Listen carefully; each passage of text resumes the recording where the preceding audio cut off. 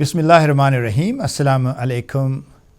I'm presenting another episode of my weekly program, Double Standards. Today's topic is actually a term which I just coined this morning, ties. Now, ties, T-I-E-S, is a term which is used by contemporary diplomacy, foreign policy, politics. So ties is the close relationship between two parties or more than two. So today's ties, which I picked up the acronym of 4 countries, the 4 regional powers of the Middle East.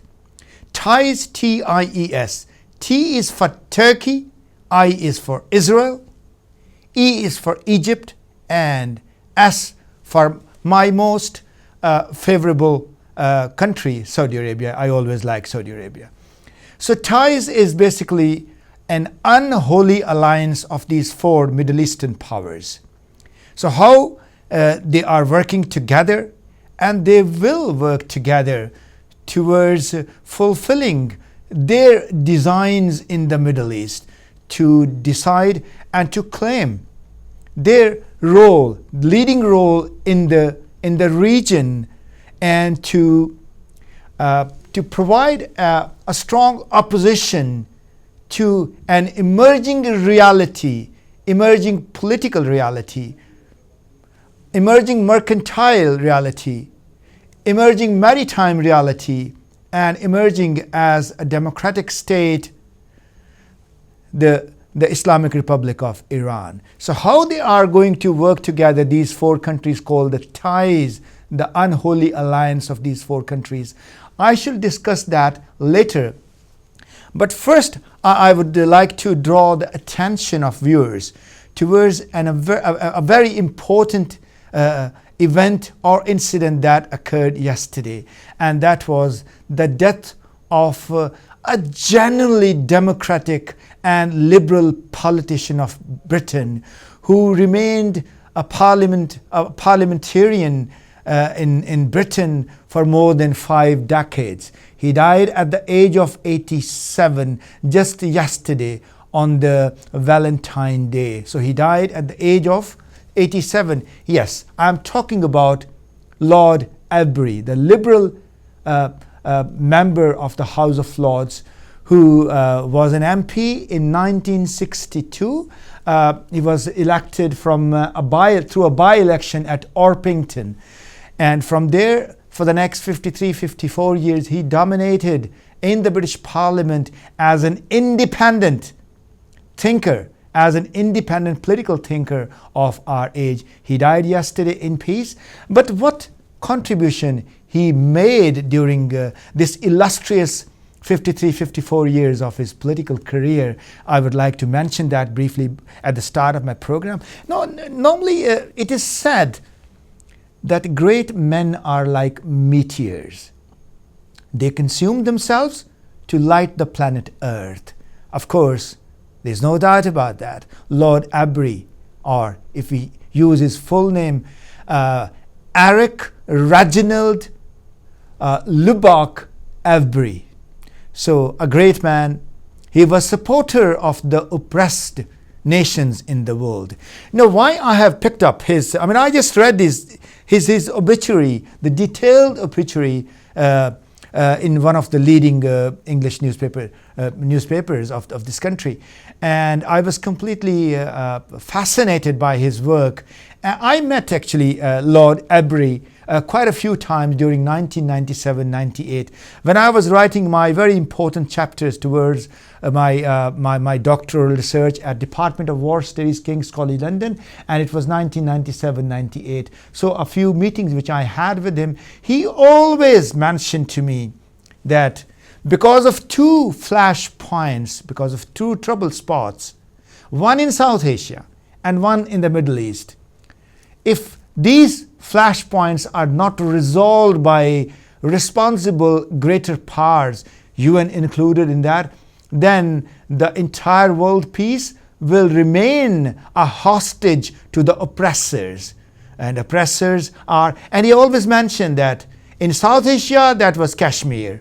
under the illegitimate occupation of India, and the second, the land of Palestinian Arabs under the illegitimate, unlawful, immoral occupation of Israel. So he always said, Lord Avebury, and I would like to quote that unless these two issues, one in South Asia, which is Kashmir, and second in the Middle East, which is called Palestine. So if these two nations they do not get independent status to appear on the world map as independent countries, then the world peace has no guarantee to be looked after or to be maintained, even by powerful nation like United States, with all its weapons, with all its political diplomatic power. Nothing will happen, and this will continue for another 50, 60, 70 years. And I also add what Lord Avebury used to share with me quite frequently, that if these two issues are not resolved, then I'm afraid even the United Nations will have the same fate as the League of Nations had in the 1920s. So very big statement, and definitely we are subscriber to that statement, and United Nations is completely failing towards resolving these two issues. Now, along the line, when I mentioned Lord Avebury, a great man, that the time he spent at Harrow School during the Second World War, 6 years, there he used to read Winston Churchill. He used to read, at that time Winston Churchill was the Prime Minister. And then he used to read Nehru also, because Nehru was a Harrow boy and Churchill was also a Harrow boy.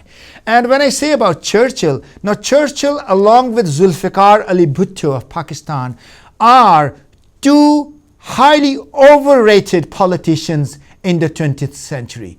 Bhutto is overrated for the work he did for Pakistan. In fact, he did very little to lift Pakistan. So he's overrated by the politicians, by the contemporary historians. Likewise, Winston Churchill. When I say overrated politician, I sometimes have my discussion with the Brigadier Nigel Hall, who is heading the Churchill Project 2015. He's trying to chronicle his life and his achievement. So it reminds me about 10-15 years ago, a local leading English television channel in Britain, he launched a series of programs where the nation was asked to judge who was the greatest Briton ever lived in the British Isles.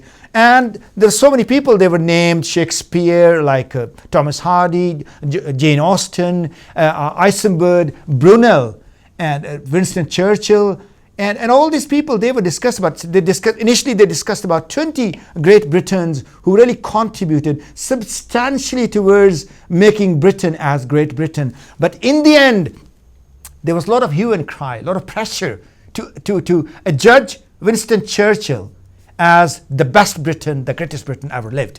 But in the end, to the dismay of many people who are the Churchillites, he wasn't shortlisted. And the final winner of that contest was Eisenberg Kingdom Brunel. Yes, of course, the man who was an architect, who was an engineer, who was a mechanical engineer, electrical engineer, civil engineer, who was a leader, who was a maritime expert, and he was the great designer. He really built as many as half a dozen great bridges in this country. He built the rail tracks, he built the roads, he built the big buildings, and he is associated with this term that we call Britain as Great Britain. A lot to that materially is associated with the contribution, with the considerable contribution of Eisenberg Kingdom Brunel. So Churchill, I would like to say that Churchill is sometimes some Muslim politicians, Muslim historians, they talk very high about him. And there's a very cliche, old-fashioned saying by him that if the courts are working properly in this country, he will win the war. So people, they consider him very, very high as as a patriarchal sort of character towards making Britain as Great Britain. But in reality, the things are quite contradictory. The things, so many evidences, they do not support the claim that Churchill won the war and Churchill. Because Lord Avery also shared with me at some occasion in 1998 that Churchill was a guy who remained drunk throughout the Second World War. How come he is adjudged as the winner of the war? The war was won by the military commanders. The war was won by the Americans who came to the rescue of Britain under the leadership of Eisenhower. So there's a reality about that. Now, Churchill is basically, if you go through the history, I've done a lot of research on Churchill in the last 10-15 years. And at some point, like other people, he was also my favorite. But when I went into deep towards the research, I discovered that Churchill was one of the biggest enemies of the Muslims and Islam in the 20th century. Now, when I say the enemy of Islam, I would go back to referring to his novel. It's a historical novel called The River War, which he wrote when he was at Omdurman in the corners of Sudan to go and fight a war as a captain in the Hussars unit. So about Churchill, when Churchill was in Khyber Pakhtunkhwa, which we call today, but at that time was northwestern frontier province. So when he was dispatched to the northwestern province as a second lieutenant in March or April 1897, Churchill was fought a war at Malakand. So in the siege of Malakand, he made some contribution as a second lieutenant, as a subaltern. And later on, he was caught at some stage by the Mohmand tribe. And then these people were very, very kind, and they let him off. So the Pathans, Churchill was born in 1874, so in 1897 he was 23 years of age.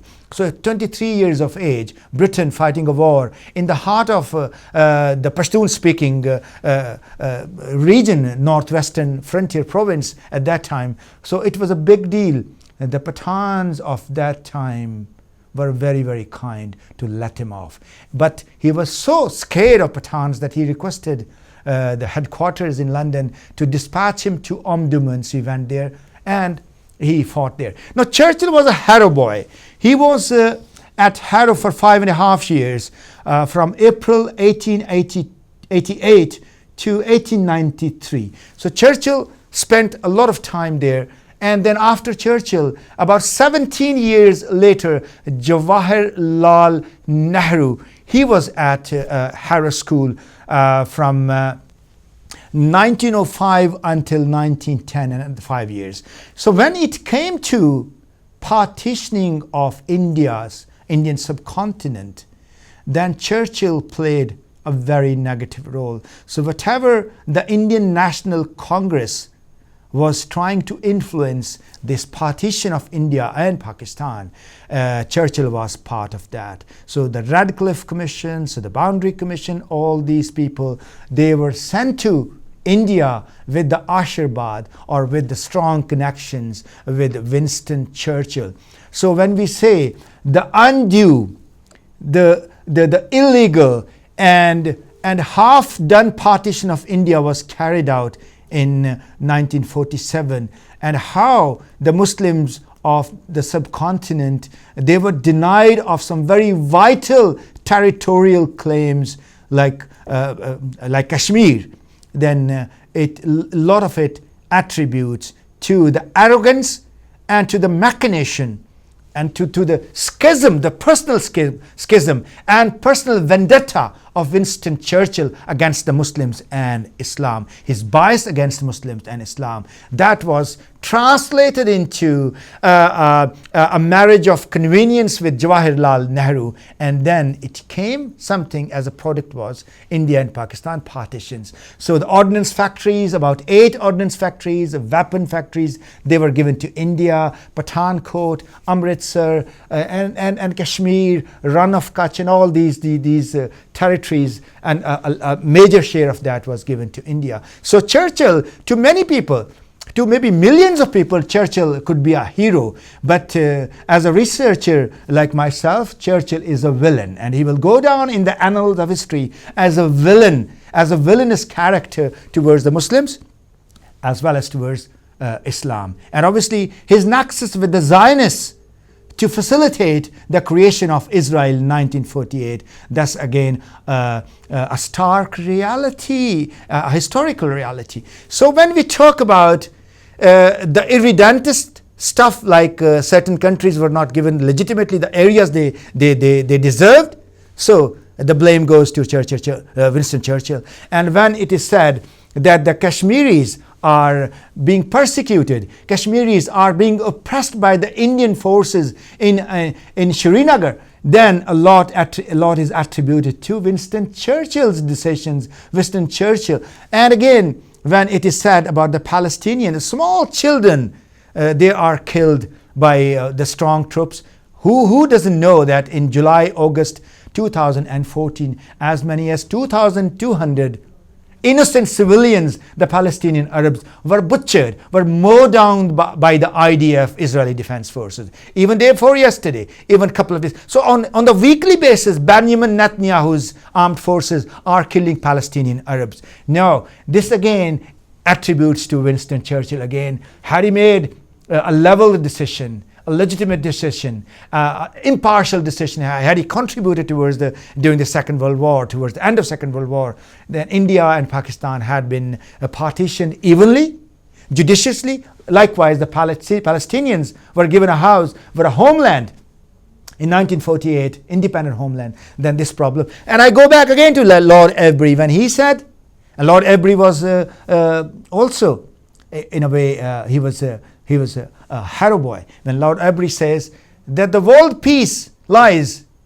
in resolution of the Kashmir as per the aspirations and as per the desires of the people of Kashmir and the Palestinians, unless they get an independent country. So world peace will remain hostage to the oppressor. Like the same way, in the last 2 years, the American State Department led by John Kerry, Secretary of State, and Barack Obama, the president, they have been emphasizing, they have been urging Benjamin Netanyahu, for God's sake, give the Palestinians an independent country. And this world will become peaceful, and the world peace will be ensured. So all these things are quite relevant towards my topic. And I would like to tell you that Lord Avebury, he was a Buddhist. He converted to Buddhism in 1981-82, but a wonderful politician. We have to celebrate his life today, and definitely as someone who personally knew him from 1997-98, I would pay my tribute to the soul who really contributed quite substantially towards alleviating, at least politically, at least creating awareness for the oppressed people of Palestine and oppressed people of Kashmir. So obviously a wonderful man, a teetotaler, and he stopped drinking from 1982-83 when he became a Buddhist.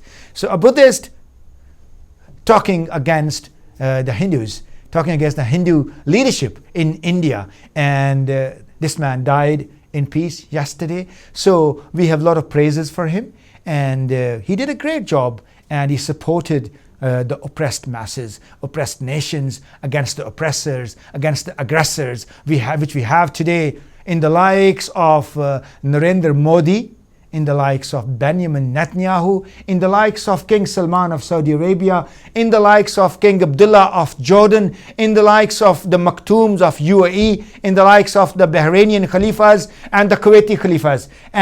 And Lord Avebury was a bulwark against their designs, against their desires to subjugate and to create servitude of these nations. So I come back to my today's topic.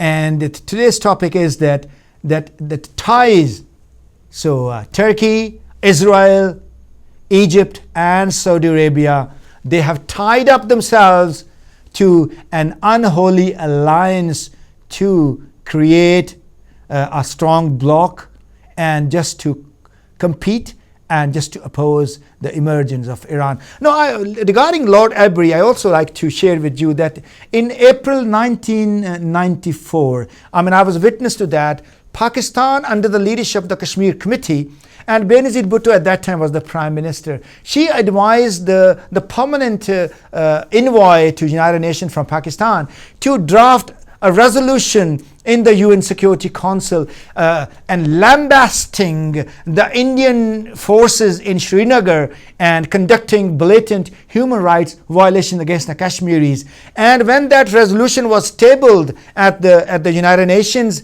in the first reading, Saudi Arabia and the other 5 Gulf Cooperation Council countries, they were the first one who did not vote in favor of Pakistan. So they opted out, Saudi Arabia opted out to support Pakistan on Kashmir for Indian forces blatant human rights violations there.